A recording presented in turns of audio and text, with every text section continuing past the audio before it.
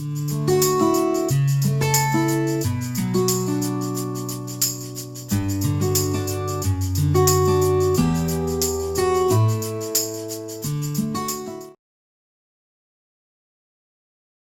of the day. So my name is Srinivas. During these video classes, I'm going to deliver the classes on exploratory data analysis. So before going to start the class, first let me introduce what is data analysis. So every sector gets automated. Every sector is using softwares in order to record the data. For example, coming to health sector, so hospitals are automated in order to record the patient's information. So like that, every sector is automated. Banking sector, even in the banking sector, they are going to perform their actions using the softwares and tools. So it is going to record the huge amount of data. It is going to record huge amount of data. Now we need to analyze this data and extract required knowledge from this data. That is called data analysis. So in any sector, we are having raw data. Raw data is nothing but actual information. For example, coming to the health sector, hospital. So what is the raw data there? The patient's information is the raw data. Patient ID, patient name, what are the symptoms, what is the disease. So that is the raw data. So we are having huge amount of raw data. For example, today 100 patients visited hospital. So 100 records will be inserted. Tomorrow again 100 patients. So again 100 records are inserted. Like that, day by day the data gets becoming huge. That is the raw data. Now by using that raw data, we need to extract whatever information we require from this raw data. What is the difference between required information and raw data? So as I already told that the patient's information, coming to the health sector, patient's information is the raw data. Now I want how many during the last 1 year. So most of the patients suffered with what disease? I want to extract that information from this huge amount of data. So that is the data analysis. Extracting the required information from huge amount of data comes under the data analysis. I think the example is clear. Next, another example. So coming to the banking sector or coming to the education sector. So let us consider institute, organization, college. So in that, the raw data is the information related to students. So what is the student ID, student name, how many marks he got, how much attendance he is maintaining. That is the raw data. So for example, coming to the student example, SID, student ID, their attendance and their marks. For example, roll number 1, attendance 90, marks 80. Roll number 2, attendance 95, marks 85. Roll number 3, attendance 85, marks 75. So like that, I'm going to maintain the raw data, the data related to the students. What is the student roll number, student ID, and what is their attendance and what is their marks. So this information is the raw data. Now the required information is I want to relate the attendance with the marks. So the student who are coming regularly, the marks is high. For example, let us consider roll number 4. His attendance is 60, marks are 50. Now in this case, roll number 4, so his attendance is low as well as his marks are also low.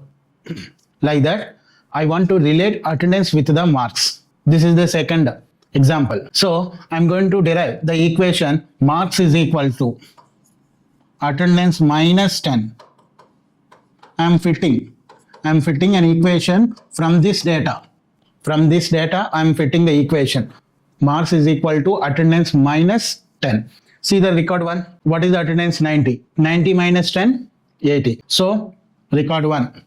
Okay, it is following this equation. Record 2. So attendance is 95 minus 10, 85. So marks are also again 85. So record 2 is also fitted to my equation like that. So this is the raw data. From this raw data, I'm going to extract the equation marks is equal to attendance minus 10. So now I am fitting a model with this data. Then what is the use of that model? Later, the model can be used to predict the future data. So for example, let us consider roll number 5, his marks, sorry, his attendance 70, but I don't know his marks. I don't know his mark. So that is the unknown data. Now I want to predict this unknown data using this equation. So marks is equal to, what is attendance? 70. 70 minus 10, 60. So we are predicting the marks of roll number 5 as 70 minus 10, 60. That is our prediction. That is the use of this data analysis. So first, from the raw data, we are extracting the required information. By using that after extracting that required information, we are constructing the model. By using that model, we are predicting the future of the data. Okay, now.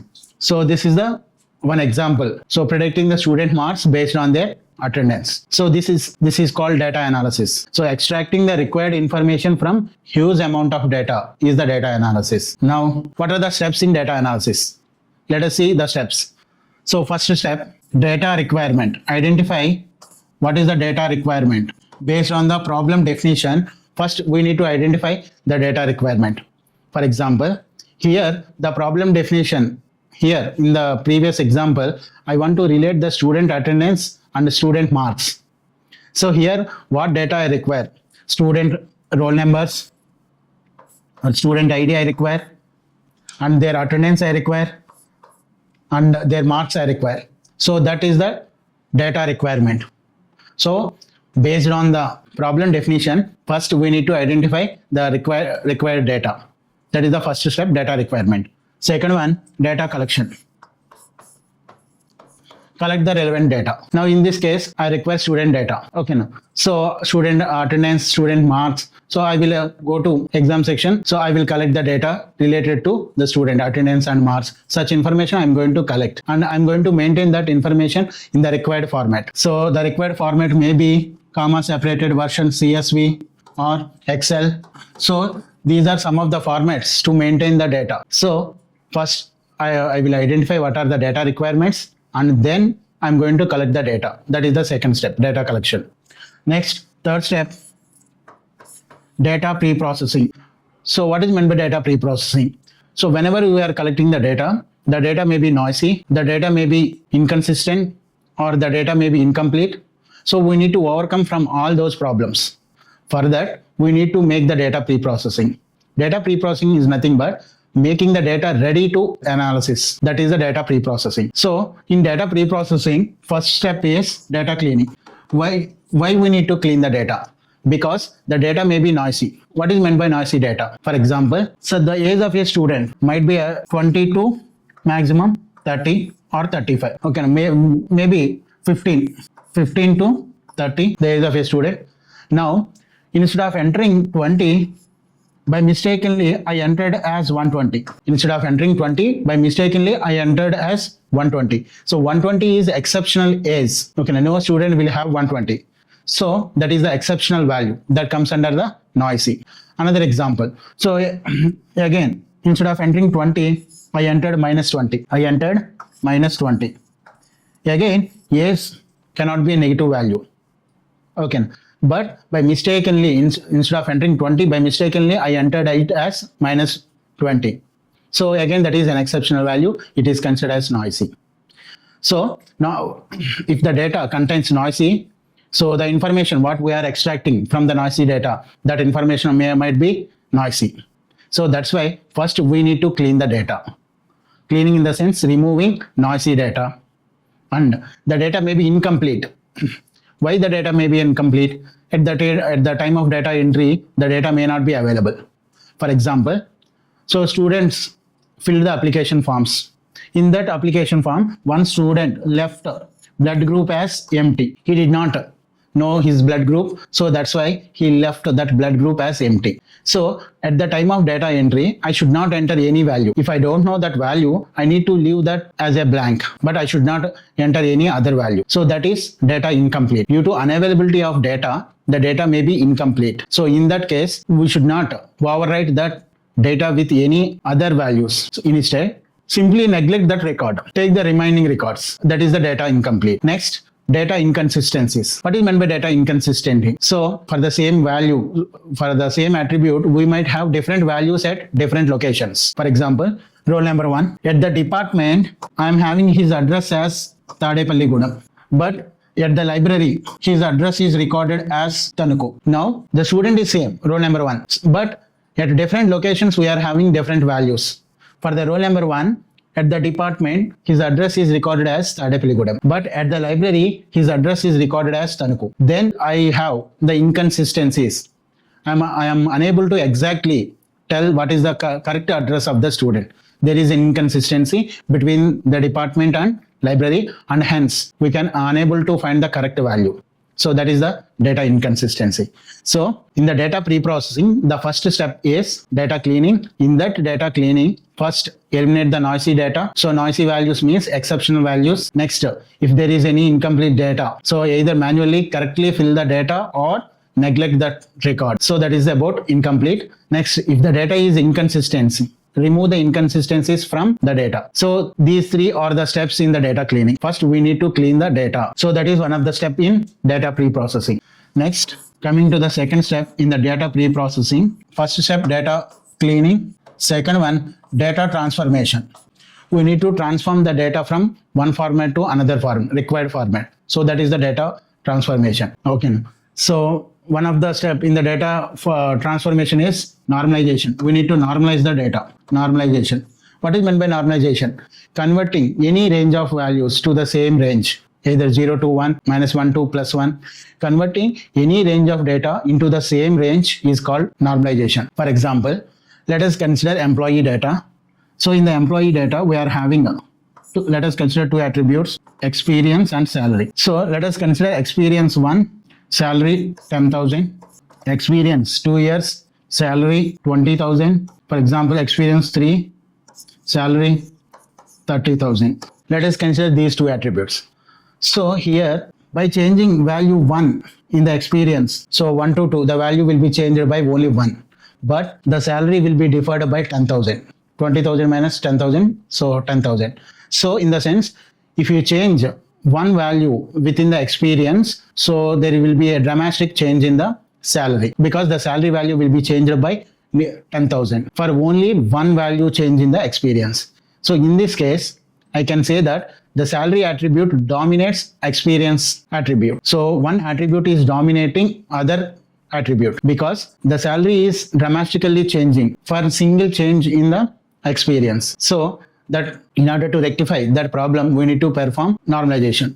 So why we need to perform normalization? In order to remove such kind of dominant rules. Here, I can say that the salary attribute dominates experience. Okay, now in order to remove such kind of dominance between the attributes, we need to perform normalization. What we are going to do? So simply, I'm dividing the experience by 10, salary by 10,000. And now in the new data, I can say that instead of 1 year, I can say that 0.1 decade. Decade means 10 years. So 0.1 into 10 years, 1 year, it will become 1 year. So the experience I'm converting into the decades.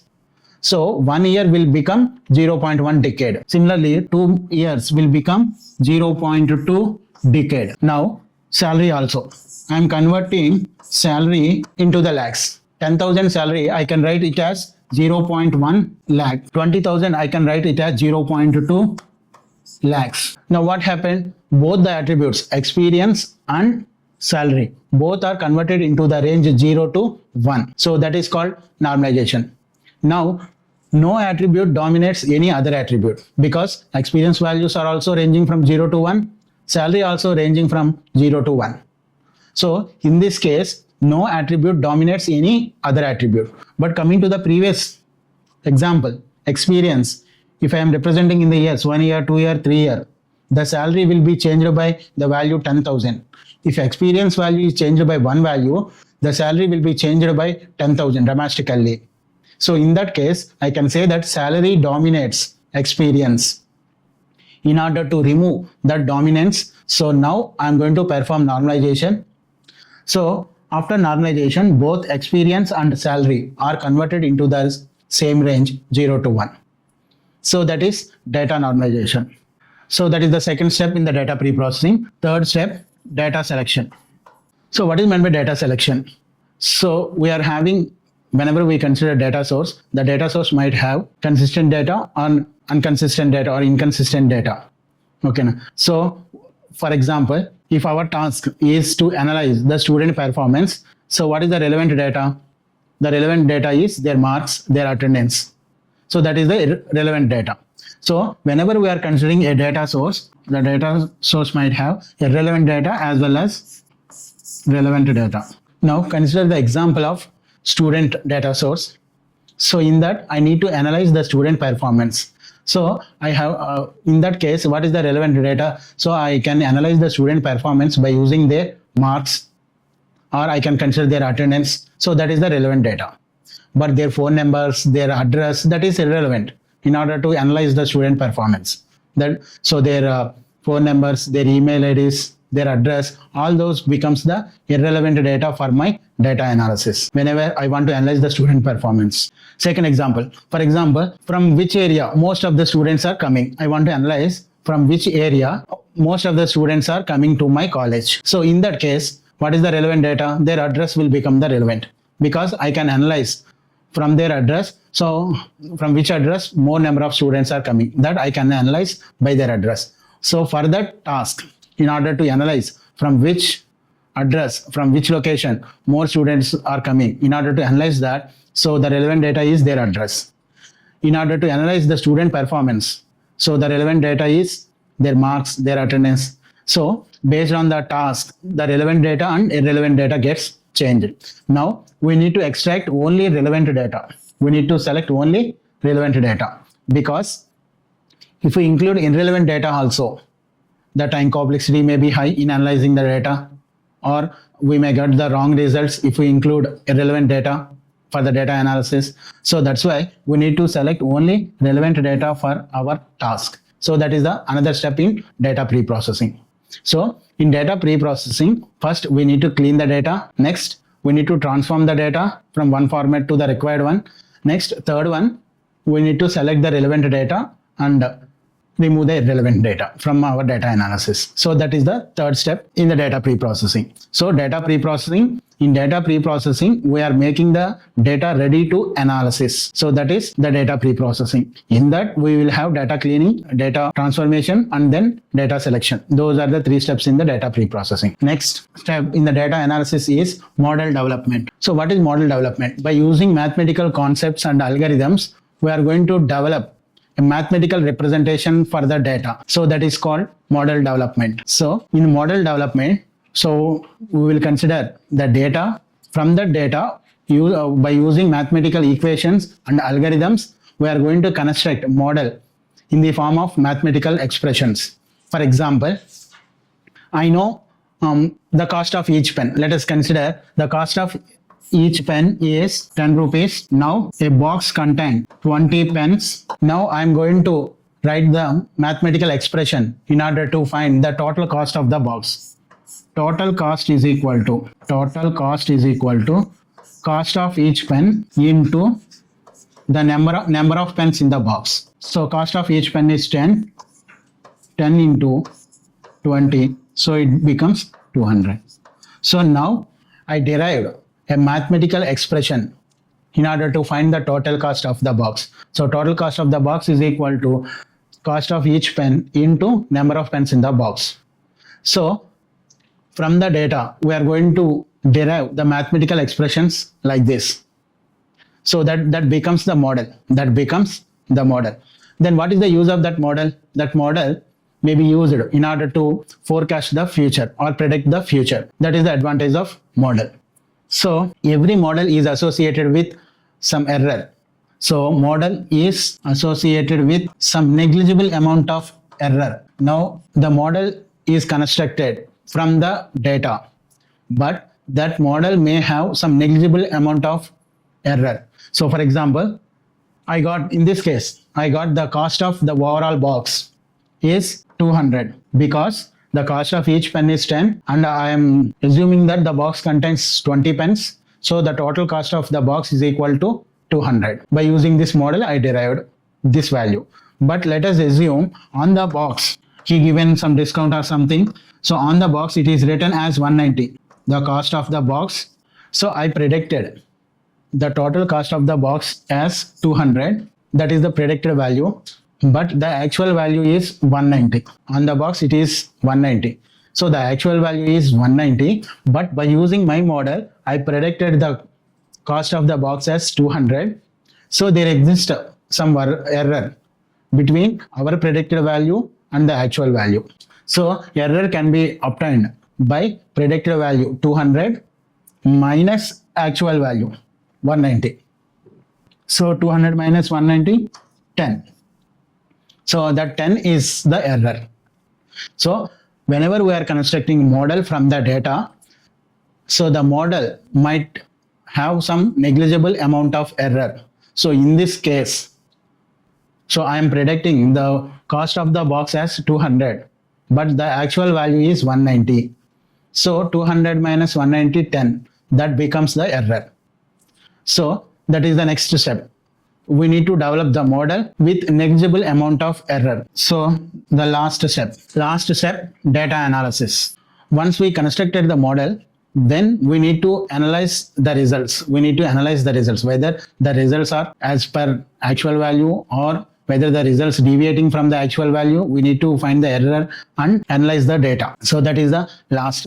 For example, here let us consider I want to analyze the student's performance. I want to find out, so toppers, how many of the students got above 90 percentage of marks. Now we constructed the model. After giving the data to the model is going to give the information that so this many percentage of students got above 90. So that is the data analysis. So the data analysis will be done after the model development. So what are the steps in the data analysis? First step is data requirement. We need to gather what are the required data that we need to gather. Next, second one, data collection. We need to collect the data. Next, data pre-processing. We need to make the data ready for analysis. Next, model development, and then data analysis. So in this class, we seen data analysis. In the next class, we will see exploratory data analysis. What is the difference between these two? So thank you.